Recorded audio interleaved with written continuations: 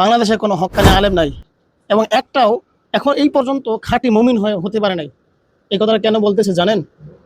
বাংলাদেশের অধিকাংশ আলেমরাই হলো ক্ষমতাসীনদের গোলামি করা, তারা গোলামির পোশাককে পরিধান করেছে এবং তারা দিনকে বিকৃতি করছে। এটা বলার কারণ আছে, আগে প্রথমে শুনবেন আপনারা, আগে কেউ কমেন্ট বক্সে গালাগালি করবেন না। এই কথাটা এই কারণে বলতেছি যে আমাদের স্বজাতীয় ভাই আল্লামা বিক্রমপুরী সাহেব, এনাকে সারা বাংলার মানুষ চেনে। উনি ছিল প্রতিবাদী কণ্ঠস্বর, যেখানেই অন্যায় হতো সেখানে প্রতিবাদী কণ্ঠ নিয়ে উনি সেখানে হাজির হয়ে যেতেন। সব সময় সর্বদা ওনারা শহীদের আকাঙ্ক্ষা বুকে ধারণ করে যত বড়ই অপরাধ হোক না কেন সব সময় বাতিলের পক্ষে যুদ্ধ ঘোষণা করতেন।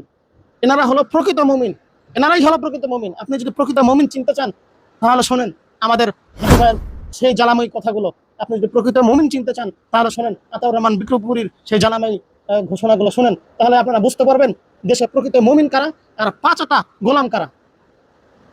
আমরা এমন লোকদেরকে পীর মানি, আমরা এমন লোকদেরকে পীর মানি যার আদর্শ আমাদের আমাদের প্রকৃত পীর হযরত মুহাম্মদ সাল্লাল্লাহু আলাইহি সাল্লামের আদর্শের সাথে মিলে না। দেখেন হযরত মুহাম্মদ সাল্লাল্লাহু আলাইহি সাল্লামের আদর্শ কেমন ছিল, যার উপর ওহী নাজিল হয়েছে, যার নিকট জিবরাইল আলাইহিস সালাম আগমন করত, এমন মর্যাদার বড় ব্যক্তিত্ব, তিনি বাতিলদের হাত থেকে রক্ষা পাননি, তিনিও বাতিলদের হাতে নির্যাতিত হয়েছেন, তার শরীর থেকে রক্ত ঝরেছে। আর আমরা আজকে এমন লোকদেরকে পীর মানতেছি, এমন লোকদেরকে আকাবির মানতেছি যারা সব সময় যুগের পর যুগ ক্ষমতাশীলদের বাতিলদের অনুসরণ করে আসছে, তাদের পা চেটে তাদের গোলামি করে আসছে। তারা কখনো বাতিলদের বিরুদ্ধে আওয়াজ তুলেনি, তারা জাতির জন্য তাদের মুরিদদের জন্য কোনো কাজ করে আসেনি, তারা দেশের জন্য কোনো কাজ করেনি, মানুষের জন্য কোনো কাজ করেনি। হক কারা? বাতিলরা যাদেরকে তাদের পথের কাটা মনে করে। হক কারা? যাদেরকে দেখলে বাতিলদের গায়ে চুলকানি ধরে যায়। হক কারা?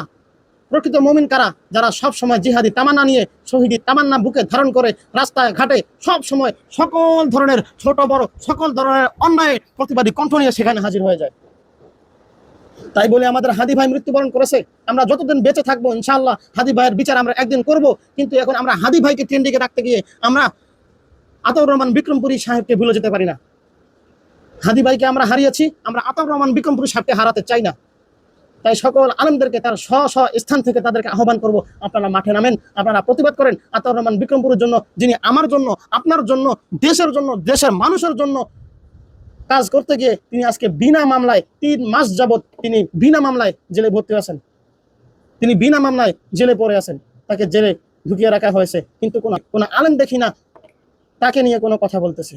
অথচ সবাই আমরা হাদি ভাইকে নিয়ে রাস্তার ঘাটে যেখানে সেখানে মিছিল করতেছি। ভাই আপনারা হাদি ভাইকে নিয়ে মিছিল করেন, সেটা কোনো সমস্যা না, আমরা চাই হাদি ভাইয়ের বিচার হোক, হাদি ভাই আমাদের জন্য কাজ করেছে। কিন্তু যিনি বেঁচে আছেন আমরা তাকে কেন ভুলে যাব?